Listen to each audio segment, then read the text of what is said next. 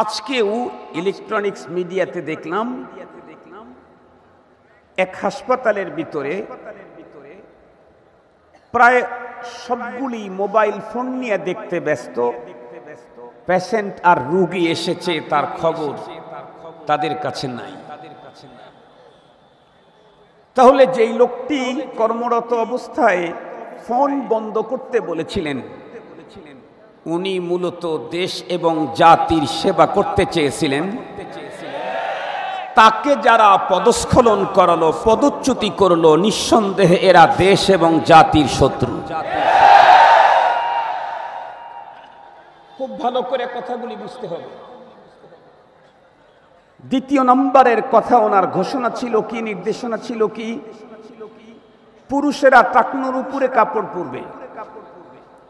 আমি জিজ্ঞাসা করতে চাই, পুরুষ যদি টাকনুর উপরে কাপড় পরে তাতে আমাদের রাষ্ট্রীয়ভাবে কোনো সমস্যা, সামাজিক কোনো সমস্যা, অর্থনৈতিক কোনো সমস্যা? বরং আমার রাসূল সাল্লাল্লাহু আলাইহি ওয়াসাল্লাম তো স্পষ্ট বলে দিয়েছেন যে কাপড় উপরে পড়লে অর্থনৈতিক সমস্যা না, অর্থনৈতিক সমাধান। ফাইন্নাহা আবকা ওয়া আতকা আও কামা ক্বালা আলাইহিস সালাতু ওয়াস সালাম। নবীজি বলেন, পুরুষ তোমরা তোমাদের পরনের কাপড়টাকে গিরার উপরে পরবে। ফায়দা কি? নবীজি আগে দুনিয়ার ফায়দা বলেছেন, অর্থনৈতিক ফায়দার কথা আগে বলেছেন। এরপরে উখরুবি পরপারের ফায়দার কথা নবীজি পরে বলেছেন। নবীজি বললেন, পরনের কাপড় পুরুষ যদি গিরার উপরে পরে তাহলে এটা লম্বা দীর্ঘদিন পর্যন্ত টিকবে। আপনারা তো অবশ্যই দেখেন যেই সমস্ত ছেলেরা বা যেই সমস্ত ভাইয়েরা টাকনুর নিচে প্যান্ট অথবা লুঙ্গি পরে তাদের অন্য কোনো অংশ চিরার আগে, নষ্ট হওয়ার আগে, ফেটে যাওয়ার আগে এদের পিছনের অংশটা ফেটে যায় না?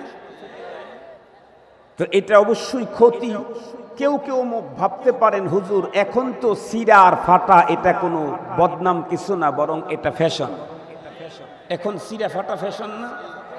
কিন্তু আমি যতটুকুন জানি, গিরার নিচে চিরা এটা ফ্যাশন না, এই হাঁটুর উপরে আর নিচে চিরা ফাটা এটা হলো ফ্যাশন।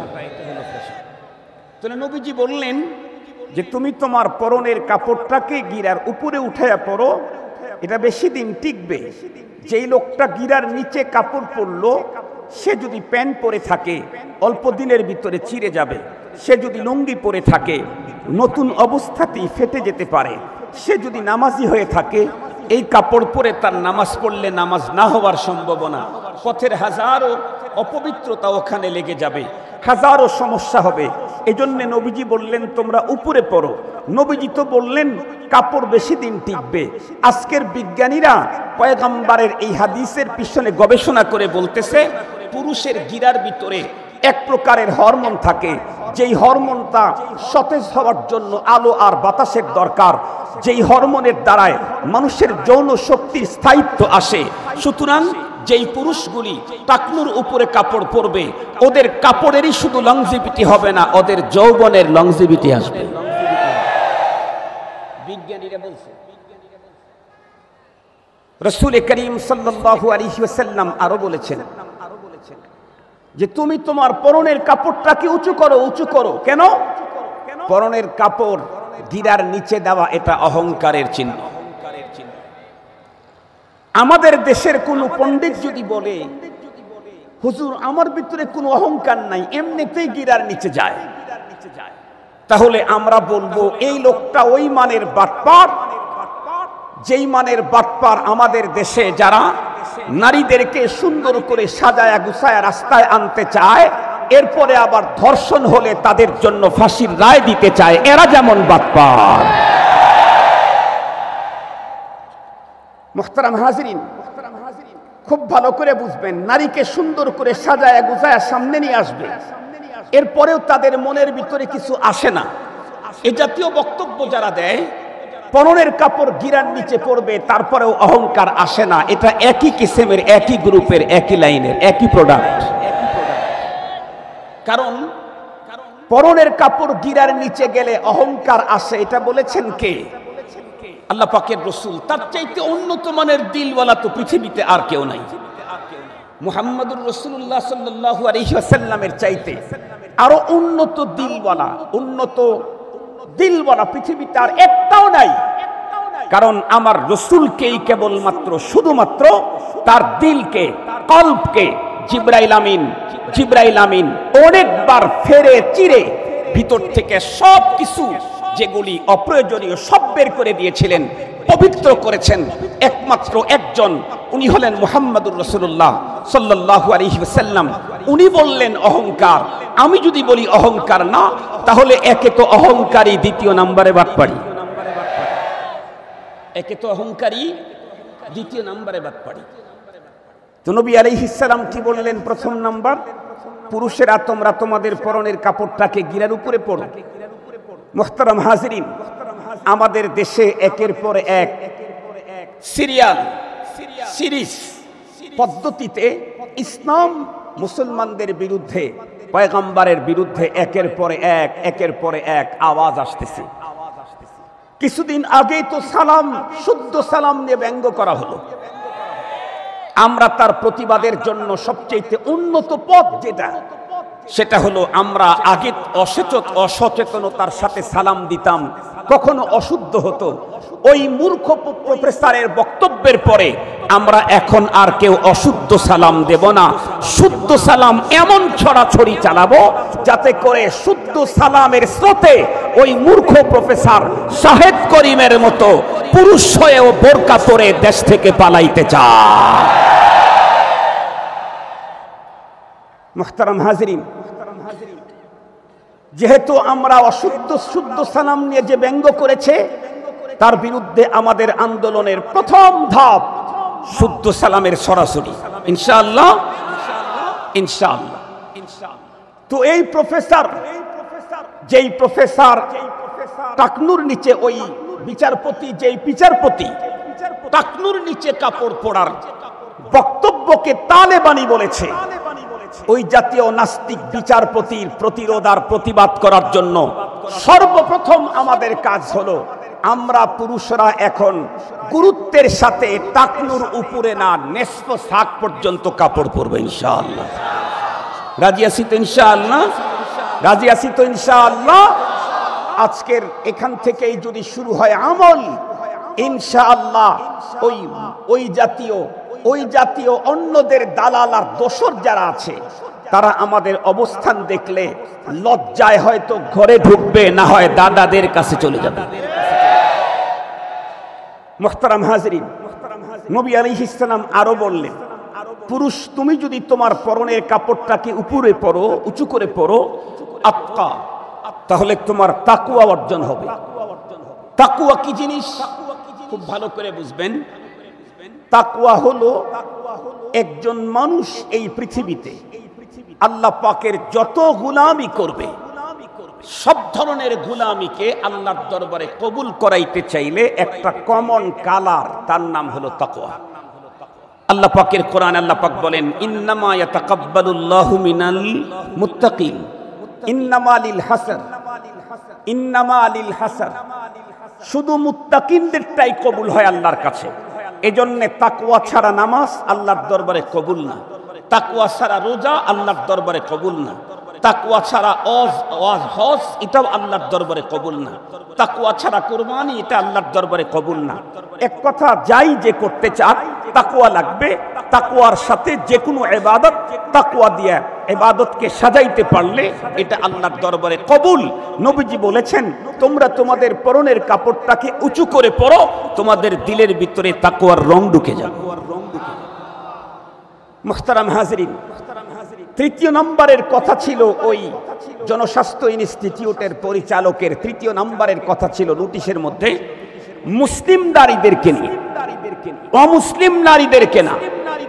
তার ইনস্টিটিউটে যারা চাকরি করে অমুসলিম, তাদেরকে নিয়ে তার বক্তব্য ছিল না, তার বক্তব্য ছিল মুসলিম নারীদেরকে নিয়ে। ভালো করে কথাগুলি বুঝবেন। মুসলিম নারীদেরকে কি বললেন? তোমরা তোমাদের পরনের কাপড়টা ফ্লোর টাচ করে পরবে, তার মানে একদম পায়ের পাতা পর্যন্ত ঝুলিয়ে দেবে। কেন বললেন এ কথা?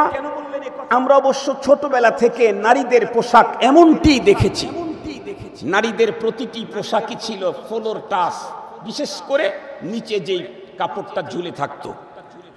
এখন আবার নতুন এক পোশাক বের হয়েছে, তার নাম প্লাজো। এটার সুন্নতি নেস পোশাক। বুঝেন নাই আমার কথা? প্লাজো, প্লাজো চিনেন নাকি? যদি না চিনেন তাহলে আমি তার সংজ্ঞা দেই। প্লাজো হলো এক প্রকারের পায়জামা, যার একটার ভিতরে ও ফ্যামিলির সবগুলা ডুববে। এখন তো বুঝে আসছে মনে হয়, সংজ্ঞাটা ভালো হয় নাই? মাশাআল্লাহ। এই প্লাজো নারীরা এখন পড়তে তো কোনো নিষেধ নাই, প্লাজো পড়তে তো কোনো নিষেধ নাই, কিন্তু এটা নেস পোশাক হলো কেমনে? নারীর পরনের পোশাক, এটা আবার নেস পোশাক হয় কেমনে? এটা গিরার 6 ইঞ্চি 4 ইঞ্চি উপরে থাকে কেমনে? কারণ পুরুষের সতর নাভি থেকে হাঁটুর নিচ পর্যন্ত, নারীরও কি তাই? একটু জোরে বলেন, নারীরও কি তাই? খুসুসান নারী যখন ঘর থেকে বাইরে বের হয় তখন তো শুধু সতর ঢাকলেই হবে না, সতরের উপরে আরো পর্দা ঢালতে হবে। সতর তো ঘরে থাকলে, বাইরে গেলে শুধু সতর ঢাকা না, বাইরে গেলে তো সতরের উপরে আরো এক্সেস করতে হবে, তার নাম পর্দা। হিজাব, জিলবাব খুব ভালো করে বুঝবেন।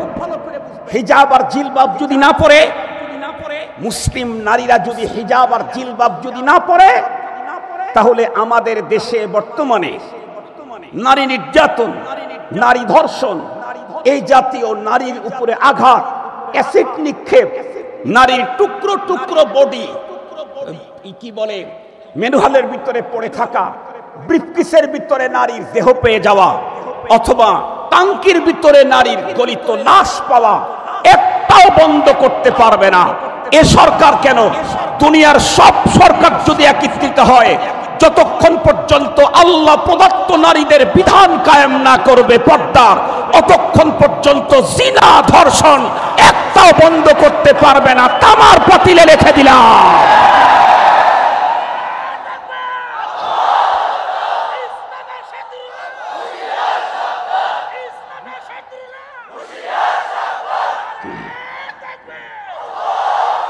সম্মানিত হাজিরিন, এই ফোনটা আবিষ্কার করেছে ধরে নেন চায়না।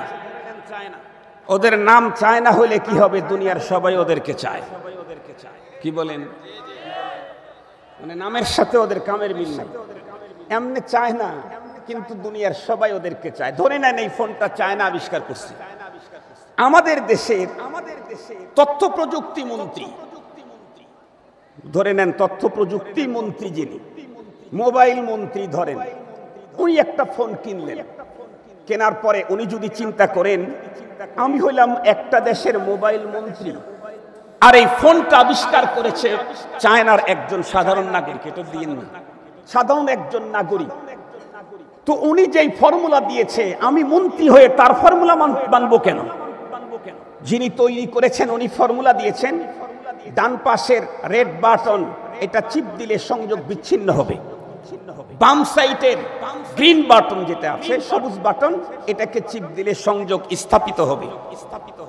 এখন মোবাইল মন্ত্রী আমার দেশের, উনি যদি চিন্তা করেন এইটা তৈরি করছে চায়নার একটা নরমাল পাবলিক, আমি তো মন্ত্রী, পাবলিক মোবাইল বানায়া যেই থিওরি দিয়েছে আমাকে তাই মানতে হবে, আমি তা মানব না।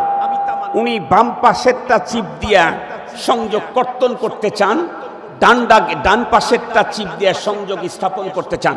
বলেন তো দেখি, ওই মন্ত্রী যায়া তার ছেলে মন্ত্রী, তার নাতি মন্ত্রী, তার পরবর্তী জেনারেশন মন্ত্রী হলেও এই পদ্ধতিতে কখনো ফোন চলবে নাকি? আর একটু জোরে বলেন। কখনোই ফোন চলতে পারে না। কেন? আপনি যত বড় মন্ত্রী হন, আপনি মন্ত্রণালয় চালাইতে পারেন আপনার পদ্ধতিতে, এই ফোন আপনি চালাইতে পারবেন না আপনার পদ্ধতিতে। ফোন আপনি আপনার পদ্ধতিতে চালাইতে চাইলে আপনাকে আবিষ্কার করতে হবে, আবিষ্কার করেছি আমি। ফোন চালাইতে চাইলে থিওরি চলবে আমার। মুহতারাম হাজরিন, নারী আর পুরুষের এই ফোন সেটগুলি আবিষ্কার করেছেন কে? আর একটু জোরে বলেন কে? এদেরকে দিয়া সমাজের সঠিক পদ্ধতি বজায় রাখতে চাইলে আল্লাহ পাকের দেওয়া কোরআনী ফর্মুলাই মানতে হবে। অন্য কোনো তন্ত্র মন্ত্র দিয়া কখনো মানব গোষ্ঠীতে শান্তি আসতে পারে না। আপনাদেরকে একটা ছোট আর্টিকেল গতকালকে পড়েছি, ওটা একটু শুনাই, এটা ফায়দা হবে। আমাদের দেশে এখন বাচ্চা কাচ্চাদের সবচেয়ে লেটেস্ট চাওয়া হলো কমন চাহিদা। এটা আরে না, এটা না, এটা এটা না, এটা এটা বর্তমান সময়ের ছেলে মেয়েদের কমন চাহিদা 100-র ভিতরে 100। এক বিত্তবান মানুষ, তার একমাত্র মেয়ে ইউনিভার্সিটিতে বা কলেজে পড়ে। সে একদিন আব্বুকে গিয়ে বলতেছে, আব্বু তোমার কাছে আমার একটা চাওয়া আছে। কি চাওয়া? আপনাদের যাদের মেয়ে আছে তারা ভালো বুঝবে, যাদের মেয়ে নাই তারা কম বুঝবে। মেয়েরা দেখবেন যদি বেশি চালু হয় তাহলে এরা আব্বুর কাছ থেকে কোনো কিছু নিতে চাইলে আগে আব্বুর গলাটা ধরবে অথবা বারবার আব্বু বলে ডাকবে। আমার ঘরে আল্লাহ পাক একটা মেয়ে দিয়েছে, ও যদি আব্বু, আমি বললাম জি, আব্বু জি, 2-3 বার যখন আব্বু বলছে তখন আমি বুঝে ফেলছি আমার বড় ধরনের জরিমানা হবে আজকে। নাহলে প্রথম ডাক দিয়েই তো কথা বলার কথা ছিল, 2-3টা ডাক দিয়েছে, তার মানে জরিমানা দিতে হবে। তো আমি বলি যে মা আমার তো জরিমানা হয়ে গেছে, বলো কি চাও। তো মেয়েরা তো এমনিতেই ছেলেদের তুলনায় মেয়েরা বাবাকে বেশি মোহব্বত করে। তো ওই মেয়েটি তার আব্বুর গলা ধরে অথবা বুকে জড়ায় ধরে অথবা কাছে নিয়ে অথবা আব্বু আব্বু বলে ডেকে বলল, আব্বু আমি তোমার কাছে একটা জিনিস চাবো। কি চাইবে বলো, তুমি আগে বলো আমাকে দিবে কিনা। আব্বুও মোহব্বত করে, একটাই মেয়ে। তো বলছে ঠিক আছে দেব, তুমি বলো কি চাও। বলতেছে আব্বু লেটেস্ট ভার্সনের একটা আইফোন, লেটেস্ট ভার্সনের একটা আইফোন চাই, আর কিছু চাই না। আব্বু চিন্তা করলো অ্যান্ড্রয়েড সেটি তো দেওয়া যাবে না, তার মধ্যে আবার আইফোন, আইফোন হইলে আবার যাই হয়ে যেতে পারে। তারপরে বললেন ঠিক আছে মা আমি দিচ্ছি। তো লেটেস্ট ভার্সনের একটা আইফোন 2.5-3 লাখ টাকা দিয়ে কিনে নিয়ে এসে দিয়েছে। মেয়ে খুব খুশি, আব্বুকে আরো বেশি মোহাব্বত ভালোবাসা দিচ্ছেন, বাবাও খুশি। একদিন যেতে না যেতেই মেয়ে বলতেছে, আব্বু তোমাকে আর একটা কাজ করতে হবে। কি কাজ? তুমি কি আমাকে ফোন কিনে দিয়েছো না, আমি লিখে দিচ্ছি, তুমি ফোনের কাভারের দোকানে গিয়ে এর একটা সুন্দর একটা ব্যাক পার্ট কিনবা, আর একটা 2 পার্ট, ব্যাক পার্ট উপরে পার্ট মানে ফোল্ডিং একটা ইয়া কিনবা, কাভার কিনবা। বাবা তখন সুযোগ পেয়ে গেল মেয়েকে নসিহত করার। বাবা তখন ডেকে বললেন, কেন মা, ব্যাকপার্ট আর এই ফোল্ডিং কাভারটা এটা কোম্পানি দেয় নাই, আইফোন কোম্পানি দেয় নাই? না এটা দেয় নাই, এটা দেয় না। তো বলতেছে তারপরে এগুলি কেনার কি দরকার আছে? না বাবা কিনতে হবে। বাবা বললেন দেখো তোমার আইফোনটা কত সুন্দর, এর উপরে যদি ফোল্ডিং কভার লাগায় নাও কাভারের কারণে সৌন্দর্য কমে যাবে, ওটার আসল চেহারাটা দেখা যাবে না, এই জন্য এটা না লাগানোই ভালো। মেয়ে তখন আব্বুকে ডেকে বলতেছে, আব্বু তুমি বুঝো না, এটা তো অনেক দামি ফোন, হাত থেকে পড়ে গেলে কোনো জায়গায় ভেঙে যেতে পারে, এজন্য ওর জন্য সেফটি দরকার আছে। আর সেফটি দিতে চাইলে ওকে অবশ্যই ফোল্ডিং কোনো কাভার দিয়া এটা হাতে নিয়ে চললে তাহলে দেখতেও সুন্দর, ফোল্ডিং ইয়া কাভার লাগলে এটা দেখতেও চমৎকার, তাছাড়া ওর লাইফ বাঁচবে, ওর হায়াত বাঁচবে, ও দীর্ঘদিন পর্যন্ত টিকতে পারবে, নাহলে যে কোনো মুহূর্তে অ্যাক্সিডেন্ট হবে। বাবা তখন মেয়েটাকে গলার ভিতরে জড়া ধরে বলল, ওমা তাই তো শরীয়তে সিস্টেম করে দিয়েছে, তোমার আইফোনটা বেশি দামি, এজন্য ওর সেফটির জন্য বাইরে কাভার লাগানো দরকার, ওর চাইতে আল্লাহ পাকের কাছে তুমি মুসলিম নারী, তোমার অনেক অনেক অনেক গুণে দাম বেশি, এজন্য তোমার সতীত্ব আর চরিত্র রক্ষার জন্য বাইরের হিজাব আর জিলবাবের কাভার লাগানো দরকার।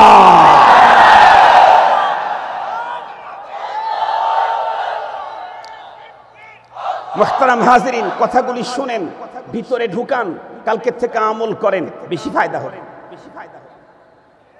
তো মুসলিম নারীর হিজাব আর জিলবাব, পর্দার বোরকা, এটা মুসলিম নারীর অসম্মানী না, অসৌন্দর্য না, আইফোনের যেমন দামি কভার তার সৌন্দর্য, তার সেফটি, মুসলিম নারীর হিজাব, জিলবাব আর পর্দার বোরকা তার সেফটি এবং এটা তার সৌন্দর্য। আপনাদেরকে আর একটা মিসাল দিলে খুব ভালো করে বুঝবেন। এই যে আমাদের এই মাহফিলের এই এরিয়াটা বৈদ্যুতিক বাল্বের কারণে আলোকিত হয়েছে, তাই না? তাহলে বিদ্যুতের লাইন দিয়া এই এলাকাতে ঘরটাকে আলোকিত করতে চাইলে, বিদ্যুৎ এখানে এই লাইটটাকে আলোকিত করতে চাইলে দুইটা তারের মাধ্যমে বিদ্যুৎ আনতে হয়, তাই না? দুইটা তার না আপনাদের এলাকায়, না একটা এলাকায়? দুইটার ভিতরে বিদ্যুৎ থাকে না, একটার ভিতরে বিদ্যুৎ আর একটার ভিতরে বিদ্যুৎ নাই। এরপরে একটার ভিতরে বিদ্যুৎ আর একটার ভিতরে বিদ্যুৎ নাই।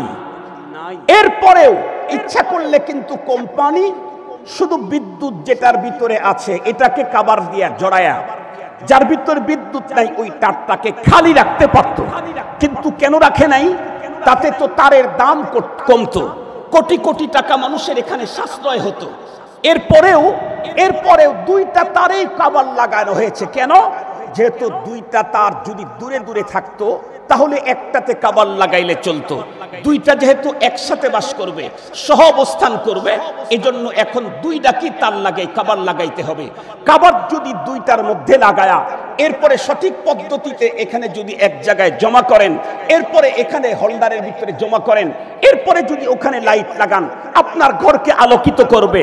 পক্ষান্তরে সঠিক পদ্ধতিতে হোল্ডার ছাড়া যদি ওখানে দুইটা এক জায়গায় করেন, আগুন লেগে যাবে। তার দুইটা যদি খোলা রাখেন, আগুন লেগে যাবে। আল্লাহ পাকের কোরআনে সূরাতুন নূরের 30-31 নম্বর আয়াতে কারিমাতে আল্লাহ পাক রব্বুল আলামিন স্পষ্ট বলে দিলেন, পুরুষ তোমাকেও কাভারের ভিতরে ঢুকতে হবে। কুল্লিল মুমিনিনা ইয়াগুদ্দু মিন আবসারিহিম, নারী তোমাকেও কাভারের ভিতরে ঢুকতে হবে। কুল্লিল মুমিনাতি ইয়াগযুযনা মিন আবসারিহিন্না। একই সঙ্গে পথ চলতে গেলে দুইজনের কভার না লাগাইলে যে কোনো মুহূর্তেই লিক হতে পারে। লিক হইলেই আগুন লেগে দুনিয়া পুড়ে ছারখার। মুহতারাম হাজিরিন, এই জন্য রব্বুল আলামিন সিস্টেম করে দিয়েছেন। রব্বুল আলামিন সিস্টেম করে দিয়েছেন, নারী আর পুরুষ। পুরুষ তোমার চক্ষুকে সংযত করো, চরিত্র হেফাজত করো। নারী তুমি তোমার চোখ সংযত করো, চরিত্র হেফাজত করো। এই পদ্ধতিতে বিবাহ বন্ধনের যে পদ্ধতি আছে, সেই পদ্ধতিতে নারী আর পুরুষ যখন একত্রিত হবে, তো এখান থেকে তামাম দুনিয়াতে আলো ছড়তে থাকবে, আলো ছড়তে থাকবে, আলো ছড়তে থাকবে। যেখানেই খোলা তার সেখানেই আক্রমণ হবে, সেখানেই ধর্ষণ হবে, সেখানেই জিনা হবে, সেখানেই অ্যাসিড নিক্ষেপ হবে, সেখানেই ব্রিফকেসের ভিতরে নারীর লাশ পাওয়া যাবে। মুহতারাম হাজিরিন, এতটুকু পর্যন্ত আলোচনা বুঝে থাকলে এখন বলুন, জনস্বাস্থ্য ইনস্টিটিউটের প্রধান উনি যে বলেছিলেন, মুসলিম নারীরা তোমরা যখন এখানে কাজ করতে আসবা, তোমরা তোমাদের পরনের কাপড়টাকে ফ্লোর টাচ করে, তার মানে উঁচু পরবা না, একদম পায়ের পাতা পর্যন্ত কাপড় পরবা, সাথে সাথে তোমরা হিজাব পরে আসবা। উনি যে পদ্ধতি বলে দিয়েছিলেন, এই পদ্ধতিতে কি জিনা আর ধর্ষণ বাড়তো না কমতো? একটু জোরে বলেন, বাড়তো না কমতো? আমাদের দেশের সরকার একদিক থেকে ধর্ষকদের জন্য ফাঁসির আইন করতে চায়, অপর দিক থেকে ধর্ষক যাতে ধর্ষণের দিকে না আগায়, জিনাকারী যাতে জিনার দিকে উদ্বুদ্ধ না হয়, এই জন্য সুন্দর পথ যে কোরআন দিয়েছে, সেই পথের দিক নির্দেশনা যেই ইনস্টিটিউটের প্রধান দিল, তাকে পদচ্যুতি করে দিল। এর অর্থই হলো, আসলে তাদের মুখে মুখে কথা ছিল দর্শকদের জন্য ফাঁসির রায়, এটা তাদের অন্তরের কথা না, মুসলমানদের উত্তাল তরঙ্গকে থামাবার একটা খেলা। মুসলমানদের উত্তাল তরঙ্গকে থামাবার একটা খেলা মাত্র। যদি প্রকৃতই তারা দিন থেকেই ধর্ষণ বন্ধ করতে চায়, আমাদের দেশের সব শ্রেণীর মানুষেরা ধর্ষকদের বিরুদ্ধে আইন চায়, কিন্তু জিনাকারীর বিরুদ্ধে কোনো আইন চায় না। কথা বলেন না কেন? কথা বলেন না কেন? আমরা তো স্পষ্ট ভাষায় বলতে চাই, ধর্ষণ বন্ধ করতে চাইলে জিনা তো বন্ধ করতেই হবে, তার আগে দর্শনও বন্ধ করা লাগবে। কি বন্ধ করা লাগবে? দর্শন। দর্শন, কথা বলেন, কি বন্ধ করা লাগবে? দর্শন বন্ধ করা লাগবে। তাহলে ধর্ষণও থাকবে না, জিনাও থাকবে না। শরীয়তে শুধু ধর্ষকের জন্য আইন দেওয়া হয় নাই, জিনাকারীর জন্য আইন দেওয়া হয়েছে। স্পষ্ট ভাষায় বলতে চাই, এই জনস্বাস্থ্য ইনস্টিটিউটের প্রধান উনি তো সরকারি কোনো আইন লঙ্ঘন করে নাই, উনি তো দেশ আর রাষ্ট্র আর অর্থনীতির কোনো ক্ষতির কোনো সাইড উল্লেখ করে নাই। এরপরেও যদি তার এত বড় শাস্তি হয়, আমাদের দেশের সংবিধান তো তৈরি করেছে কয়েকজন পার্লামেন্ট মিলে, ওই সংবিধান তো 5 বছরের জন্য। এখন এরা আছে, ওদের সংবিধান আছে, আর একজনরা আসলে সংবিধান ভাঙচুর করে নতুন সংবিধান তৈরি করবে। যেই সংবিধানের হায়াত মাত্র 5 বছর, সেই সংবিধানের পরিপন্থী কাজ করলে যদি তার জেল হয়, জুলুম হয়, কোরআনের চিরস্থায়ী সংবিধানের বিরোধিতা যারা করে তাদের তো ফাঁসি হওয়া দরকার।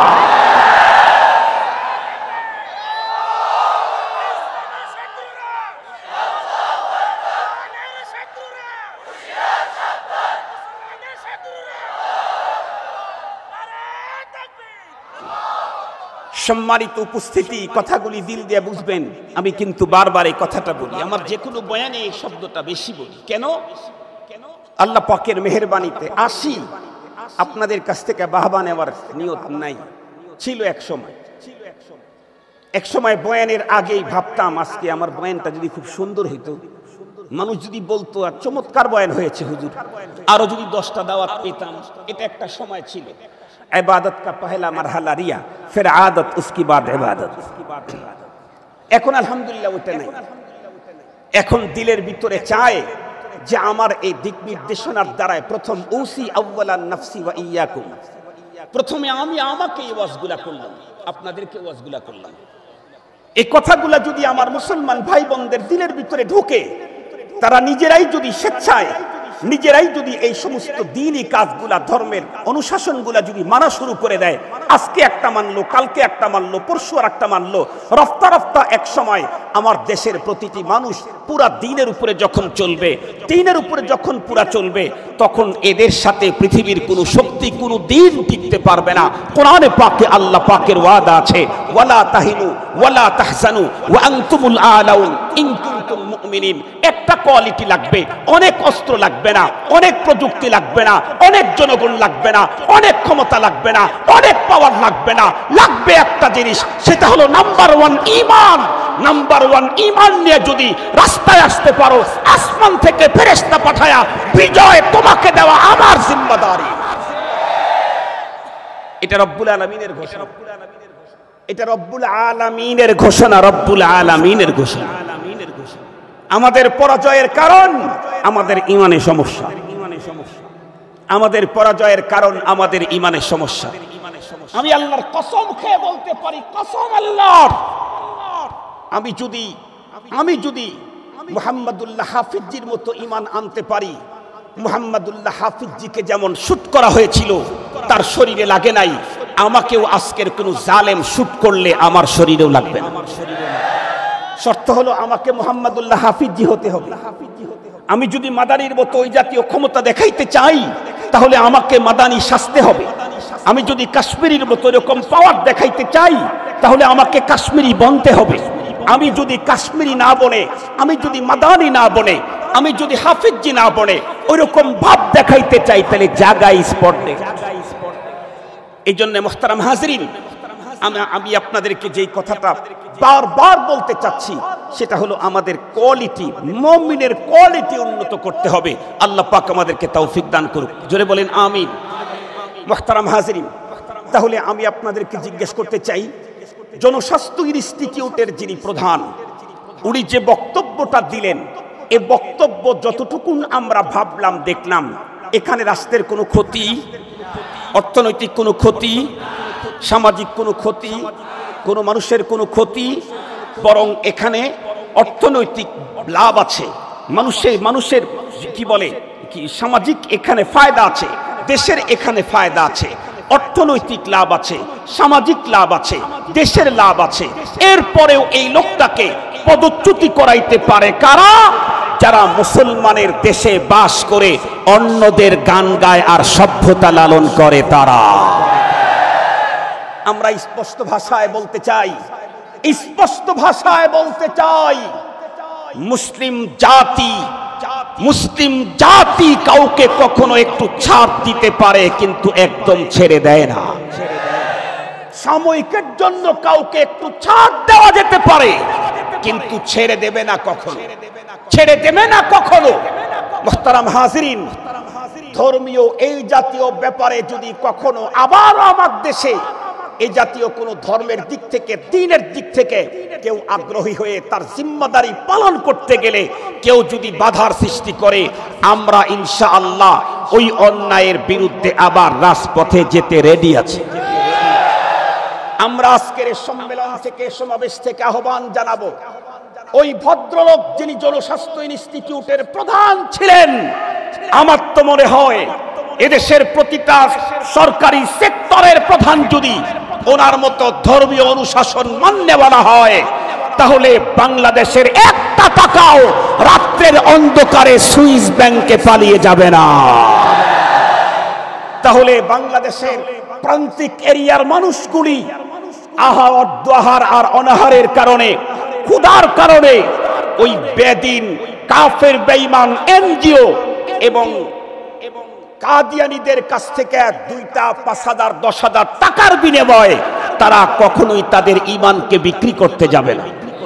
রাবেতাতুল ওয়াইজিন বাংলাদেশের পক্ষ থেকে বিগত করোনাকালীন সময়ে এবং বন্যা দুর্গতদের মাঝে আল্লাহ পাকের মেহেরবানিতে আলহামদুলিল্লাহ, অল্প পারি আর বেশি পারি সেটা বড় কথা না, বিগ অঙ্ক হোক আর স্মল হোক সেটা বড় কথা না, সারা বাংলাদেশে আলহামদুলিল্লাহ উলামায়ে কেরাম এবং সাধারণ মানুষের কাছে আমরা কিছু হাদিয়া, কিছু সহযোগিতা আমরা পৌঁছিয়ে দিয়েছি।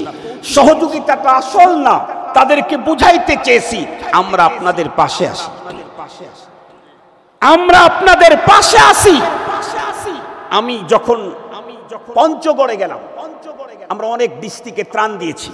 পঞ্চগড়ে যখন গেলাম, কুড়িগ্রামে যখন গেলাম, তখন গিয়ে গাইবান্ধায় যখন গেলাম, তখন গিয়ে দেখি ত্রাণ নিতে যারা আসছে তার 2/3 অংশ হলো হিন্দু। যারা ত্রাণ নিতে আসছে 2/3 অংশ হিন্দু ত্রাণ নিতে আসছে আমাদের কাছে। আমরা তাদেরকে সসম্মানে তাদের হাতে ত্রাণ উঠাইয়া দিয়েছি।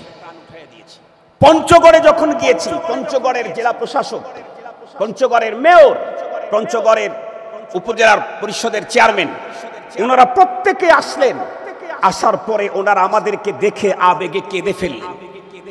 ওনারা শেখুল ইসলাম আল্লাহ মুহাম্মদ শফি রাহিমাহুল্লাহর নাম উচ্চারণ করতেই কেঁদে ফেললেন। শেখুল ইসলাম রহমতুল্লাহি আলাইহি জীবন সায়ান্নে যখন নিজে পায়ের উপরে ভর করে চলতে পারেন না, এমতো অবস্থাতেও কাদিয়ানীদেরকে অমুসলিম ঘোষণা করার প্রোগ্রাম নিয়ে সেই পঞ্চগড়েও গিয়েছিলেন। শেখুল ইসলাম রহমতুল্লাহি আলাইহির সেই অবদান ওরা তখন কেঁদে ফেললেন এবং আমাদেরকে বললেন, আপনারা ঢাকা থেকে এসেছেন আমাদের এলাকার দুস্থ মানুষদেরকে সহযোগিতা করার জন্য, আমরা আপনাদের কাছে চিরঋণী। আপনারা যতবার আসবেন আমরা আপনাদেরকে সর্বাত্মক সহযোগিতা করব। আপনাদেরকে আন্তরিক অভিনন্দন। আমি স্পষ্ট ভাষায় বলতে চাই, সেখানে গিয়ে দেখলাম মানুষের কি দুর্দশা, মানুষের কি করুণ অবস্থা। দুটি খাবার পাচ্ছে না, পরনের কাপড় পাচ্ছে না। মানুষের চেহারার দিকে চেয়ে মনে হচ্ছে সম্ভ্রান্ত পরিবারের যখন ত্রাণ নিতে আসছে, চেহারার চোখের ভিতরে পানি ভাব। এই অবস্থা তৈরি করে যারা এদেশের টাকা সুইস ব্যাংকে যারা জমা করে, তারাই যদি দেশের বন্ধু হয় তাহলে শত্রু কারা জানতে চায়। তারাই যদি দেশের বন্ধু হয় তাহলে শত্রু কারা জানতে চায়। মুহতারাম হাজিরিন, সব সুন্দর হবে। আমি অনেক জায়গাতেই বলি যে আমাদের মাননীয় প্রধানমন্ত্রী মাঝে মাঝে শুদ্ধি অভিযান চালান। কিছুদিন আগে ফরিদপুরেও শুদ্ধি অভিযান শুরু করছিলেন, পেপার পত্রিকায় আসে। কিন্তু শুদ্ধি অভিযান শুরু হয়, অভিযান 100% ফলপ্রসূ হয় না কেন? কারণ হলো শুদ্ধি অভিযান চালাইতে শুদ্ধ মানুষ দিয়ে অভিযান চালাইতে হবে। শুদ্ধ মানুষ ছাড়া শুদ্ধি অভিযান কখনো শুদ্ধ জোরে বলেন শুদ্ধ হয় না। আমার তো মনে হয় জনস্বাস্থ্য ইনস্টিটিউটের ওই ভদ্রলোক সব দিক থেকে তার প্রশংসা করতেছি না, কারণ সব বিষয় আমি তো জানি না। হযরত ওমর ফারুক রাদিয়াল্লাহু তাআলা আনহুর সময়ে খেলাফত আমলে এক লোক সম্পর্কে ওমর ফারুক জিজ্ঞাসা করলেন, এই লোকটা কেমন তোমাদের জানা আছে নাকি? ওনার কাছে বসা ছিলেন নবীজির এক সাহাবী, উনি উত্তর করলেন উনি অত্যন্ত বড় দিনদার। যেই বললেন দিনদার, ফারুক আজম সঙ্গে সঙ্গে ওনাকে জিজ্ঞেস করলেন, এ মিয়া তুমি ওনাকে দিনদারের সার্টিফিকেট দিলে কেমনে? ওই লোকের সাথে তুমি কোনোদিন লেনদেন করেছো? না হুজুর, কখনো লেনদেন করি নাই। তো তাহলে ওর মুআমালা কেমন আছে তুমি এটা কেমনে বুঝলা? ওই লোকের সাথে কখনো তুমি সফর করেছো? সফরে ছিলা? না হুজুর, ছিলাম না। আরে ভাই, 2 ঘন্টার জন্য সিরাজগঞ্জ থেকে আমি এখানে আসছি, 2 ঘন্টা থাকবো। এই 2 ঘন্টা তো আমি বাইজিদ বোস্তামির সুরত ধরে থাকতে পারবো, কিন্তু আমি আসলে বাইজিদ বোস্তামি না অন্য কিছু, এটা বুঝতে চাইলে আমার সাথে সফরে থাকতে হবে, তাহলে বোঝা যাবে। তো বললেন তুমি কি সফরে ছিলা? বলে সফরেও ছিলাম।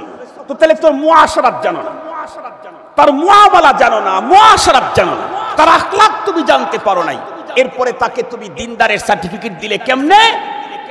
সাহাবী রাসূল তখন উত্তর করলেন ফারুক আজমকে, ওগো আমিরুল মুমিনিন, আমি আমার চোখ দিয়ে দেখি মসজিদে নববীতে যখন আজান হয় সাথে সাথে লোকটা এখানে ঢুকে পড়ে, সব মানুষের পরে এই লোকটা বের হয়, 5 ওয়াক্ত নামাজ মসজিদে নববীতে আর আদায় করে, রমজান মাসে রোজা রাখে, হজের সময় হজ করে, এগুলি আমি দেখেছি।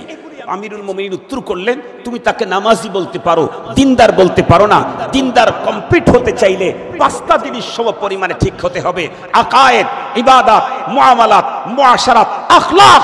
বর্তমান আমাদের সমাজে শুধুমাত্র ইবাদতে যারা এক্সপার্ট, মুআমালাতে খবর নাই, মুআশারাতে খবর নাই, আখলাক কাকে বলে বুঝেই না, অথচ তাদেরকে আমরা দিনদারের সার্টিফিকেট দিয়ে দিই। এজন্য আমি সেফ হওয়ার জন্য বলতেছি যে আমি ওনার সব দিক থেকে প্রশংসা করতেছি না, ওনার একটা সাইটের প্রশংসা করতেছি। এতটুকুন সাইটও যদি ভালোওয়ালা আমাদের দেশের সব সেক্টরের ভিতরে যদি ওই জাতীয় মানুষ বসে, আল্লাহ পাকের মেহেরবানিতে আমাদের দেশের শুধু মানুষ না, পশু পাখি প্রাণী পর্যন্ত শান্তি পাবে, নিশ্চিত শান্তি পাবে, শান্তি পাবে। একটা কথা বলেই আমি আমার আলোচনা শেষ করে দিই। আপনারা তো জানেন বর্তমান পৃথিবীর মধ্যে মুসলিম শাসকদের মধ্যে সবচেয়ে জনপ্রিয় মুসলমানদের কাছে শাসকটার নাম কি? রজব তাইয়্যিব এরদোগান। উনি যেই দেশের শাসক, তুরস্ক, এই দেশে এক সময় শাসন করেছিলেন ওমর ইবনে আব্দুল আজিজ রাহমাতুল্লাহি আলাইহি। ওনারও শাসন ওখানে চলছিল। ওমর ইবনে আব্দুল আজিজ রাহমাতুল্লাহি আলাইহি ওনার শাসনকালে ওই দেশে তো প্রচুর পরিমাণে বরফ জমে, তুষার পড়ে। এজন্য ওমর ইবনে আব্দুল আজিজ রাহমাতুল্লাহি আলাইহি সরকারি ফরমান জারি করেছিলেন, প্রতিটা পাহাড়ের চূড়ায় তুষার পড়ার আগেই পর্যাপ্ত পরিমাণে খাদ্য রেখে আসো, যাতে করে মুসলিম রাষ্ট্রপ্রধানের রাষ্ট্রের এরিয়ার ভিতরে প্রচন্ড শীতের তীব্রতার তুষারের মুহূর্তেও একটা প্রাণীও যাতে না খায়া না মরে, না খায়া যাতে মরে গেছে এমন যেন হয় না। তাহলে মুসলিম রাষ্ট্রপ্রধানের জন্য এটা অত্যন্ত বড় খারাপ। সেই সময় থেকে তুষারের আগেই সর্বোচ্চ চূড়াতে পশু পাখির জন্য খাবার পৌঁছানো হয় রাষ্ট্রীয়ভাবে, সামাজিকভাবে। সেই পদ্ধতি তো আজ পর্যন্ত সে পদ্ধতি চালু আছে। এই বছরেও তুষার পড়ার আগেই পাহাড়ের চূড়ার মধ্যে পশু পাখির জন্য খাদ্য রিজার্ভ রাখা হয়েছে। মুহতারাম হাজিরিন, কি বুঝলেন? ক্ষমতায় যারা থাকে এরা যদি চরিত্রবান হয়, এরা যদি আদর্শবান হয়, এরা যদি ভালো মানুষ হয়, এরা যদি মুসলমান হয়, এরা যদি দিনদার হয়, তাহলে এর প্রভাব, এর শান্তি শুধুমাত্র সে দেশের মানুষ প্রজারাই ভোগ করে না, বরং পশু পাখি প্রাণী পর্যন্ত তার মজা পাইতে থাকে। আমরা আমাদের দেশের শাসক গোষ্ঠীকে বলতে চাই, আমরা এই কথা বলি না যে আপনারা চেয়ার ছাড়েন আমরা বসবো, এই কথা আমরা বলি না। আপনারাই চেয়ারে থাকেন, তবে ফর্মুলাটা আমাদের কাছ থেকে নেন, কোরআনী ফর্মুলা। আপনারাই চেয়ারে থাকেন, ফর্মুলাটা আমাদের কাছ থেকে নেন। ফর্মুলা আমাদের না, আমাদের কাছে কোরআনী ফর্মুলা আছে। এই পৃথিবীর মানুষকে সর্বোচ্চ শান্তি দেওয়ার ফর্মুলা আছে কোরআনে, ফর্মুলা আছে হাদিসে। এটা যেহেতু আমাদের কাছে আছে, আপনাদের কাছে কি আর আছে? আমাদের কাছে উন্নত ফর্মুলা আছে। দুইটা দুই জায়গায় থাকলে কিয়ামত পর্যন্ত এদেশের মানুষ শান্তি পাবে না। শান্তি দেশের মানুষকে দিতে চাইলে, আপনারাও শান্তিতে থাকতে চাইলে, এদেশের জনগণকে শান্তি দিতে চাইলে অবশ্যই দুইটাকে এক জায়গায় করতে হবে। আপনারাই চেয়ারে থাকেন, ফর্মুলাটা উলামায়ে কেরামের কাছ থেকে গ্রহণ করে নেন। আল্লাহ পাক রব্বুল আলামিন আমাদের সকলকে আলোচিত কথাগুলা বুঝা, এর উপরে আমল করার তৌফিক